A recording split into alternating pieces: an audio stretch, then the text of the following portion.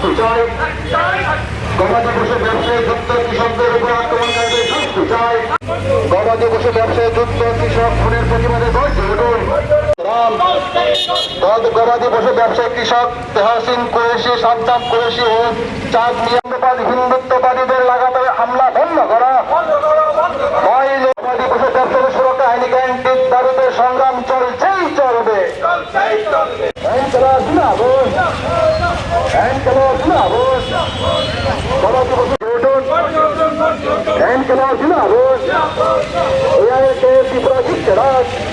যে প্রধান বিষয় হলো গোটা দেশে আজকে এই 24শে জুলাই দেশে বিজেপি শাসন আসার পরে দেশের বিভিন্ন প্রান্তে গো পালক, যারা গো মহিষ পালক এবং যারা এগুলো পরিবহন করে, তাদের উপর বিশেষ করে বিজেপির দুর্বৃত্ত বাহিনীর আক্রমণ।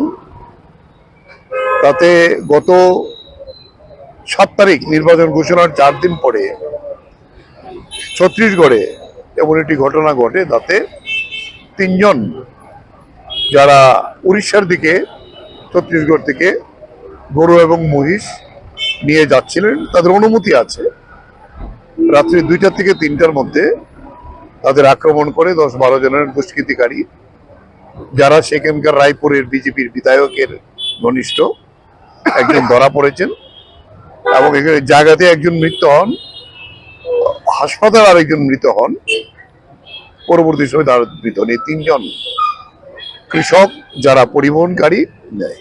আমরা জানি আমাদের দেশে গরু এবং মহিষ দুধ একটা সময় পর্যন্ত বয়স হয়ে গেলে এগুলিকে আমরা বাঞ্জা বলি।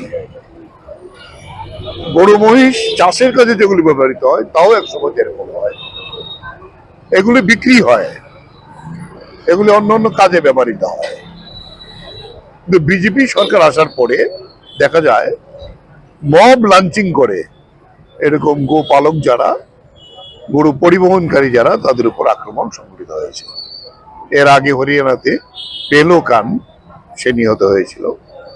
এই পরিবারগুলিকে আমরা আমাদের কৃষক সভার পক্ষ থেকে 1 লক্ষ টাকা করে গিয়ে দিয়েছি।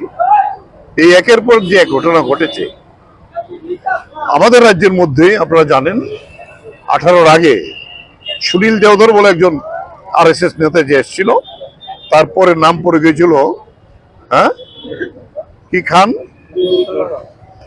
গরু ধর পড়েছিল নাম, গরু ধর। বিশালগড়ে প্রথম এরকম গরু ধরে আক্রমণ করে। কুমারঘাটে এখনো বিজেপির অনেক নেতা কুমারঘাটে দেখা যায় একের পর এক এরকম ঘটনাগুলি ঘটাচ্ছে। তো এর প্রতিবাদে আমরা আজকে গোটা দেশে সারা ভারত কৃষক সভা এই প্রোগ্রাম নিয়েছে আমাদের। তাতে আমরা বলছি পার্লামেন্টে একটা আইন তৈরি করতে হবে। এই ধরনের যারা মব লাঞ্চিং করে, এরকম পশু ব্যবসায়ী যারা গৃহপালিত পশু, তাদের উপর যে আক্রমণ হয়, তারা সাধারণত সংখ্যালঘু সম্প্রদায়ের, এটি আক্রমণটা বেশি ধর্মীয় কারণে। আইন করতে হবে এবং যে পরিবারগুলো নিহত হয়েছে তাদেরকে 1 কোটি টাকা করে সরকারকে দেওয়ার ব্যবস্থা করতে হবে। আর এই যে আওয়ারা গরু বলে, যেগুলো এরকম বাঞ্জা হয়ে যায়, সরকার প্রয়োজনে এগুলো কিনুক। গরু বাজার বিভিন্ন জায়গাতে বিজেপি সরকার আসার পরে সরকারি বাজারকে বন্ধ করে দিয়েছে, বিক্রি নিষিদ্ধ করে দেওয়া হয়েছে। অথচ ভারতবর্ষ পৃথিবীতে 2য় গো মাংস রপ্তানিকারক দেশ এবং তার প্রধান হয়েছে উত্তরপ্রদেশ। বিজেপির নেতারা এই ব্যবসার সঙ্গে যুক্ত, অথচ সাধারণ গো পরিবহন করে যারা, তার উপর আক্রমণ। এই হলো প্রধান ইস্যু আমাদের আজকে। দ্বিতীয়, আপনারা জানেন বাজেট কালকে লোকসভাতে পেশ করেছেন। এই বাজেটে আমরা বলবো যে একেবারে উচ্চ মধ্যবিত্ত যারা, ধনী যারা, তার পক্ষে কৃষিতে ফার্টিলাইজার এবং কৃষির যে বিভিন্ন ব্যাপারে অনেক আয়কর, রেগাতে বরাদ্দ কমিয়ে দেওয়া হয়েছে। আজকে যে বরাদ্দ দেওয়া হয়েছে তার 42,000 কোটি টাকা লাগবে গত বছরের বকেয়া দিতে। আগামী যে 7 মাস আছে তাতে মাত্র 40-44 কোটি টাকা হবে। ফার্টিলাইজারের কোনো প্রজেক্ট নেই, কি রিসার্চ করা হবে।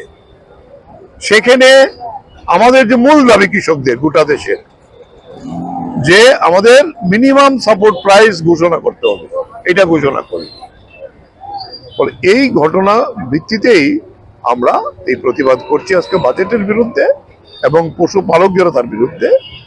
আর গতকালকে আমরা গিয়েছিলাম, এই যে আমাদের কৃষক নেতা যে নিহত হয়েছে, হ্যাঁ, বাদল শীল, ওর বাড়িতে আমরা ওইখানে এসপির সঙ্গে দেখা করেছি। এসপি কে বলেছি মানুষ আতঙ্কিত, এখনো আসামি একজন মাত্র গ্রেপ্তার হয়েছে, আর বাকি গ্রেপ্তার হয়নি।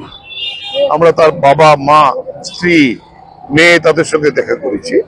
এই পরিবারটা এখন নিঃস্ব হয়ে গেছে। তার সে আগে 10,330 ছিল, তার কোনো আয়ই ছিল না, তারপরেও তার মেয়ে MA পাস করে। যদিও আমরা বলেছি তার মেয়েকে তার পড়াশোনার সমস্ত খরচা আমরা ব্যবহার করব সারা ভারত কৃষক সভার পক্ষ থেকে।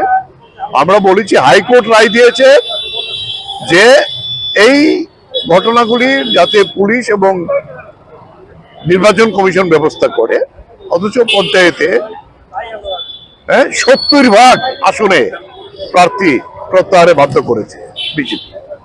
এটা হলো মুখ্যমন্ত্রীর 100% জয়ের নিশ্চয়তা। এই নির্বাচনকে একেবারে প্রহসনে পরিণত করেছে। এই তিনটা বিষয় আমাদের এই আজকের এই মিছিলের মধ্যে আছে। আমরা এই নিয়ে আজকে মিছিল করব এবং গোটা রাজ্যেই তার প্রতিবাদ করব।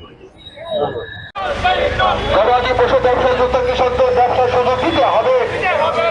গবাদি পশু ব্যবসায় যুক্ত কৃষকদের গবাদি পশু ব্যবসায়ী সুরক্ষা আইনি গ্যারান্টি দিতে হবে। নইলে সংগ্রাম দিতে হবে। গবাদি পশু ব্যবসায় যুক্ত কৃষক প্রতিবাদে গর্জে উঠুন। গোরক্ষা বাহিনী হাতে নিহত প্রত্যেক কৃষক পরিবারকে 1 কোটি টাকা সাহায্য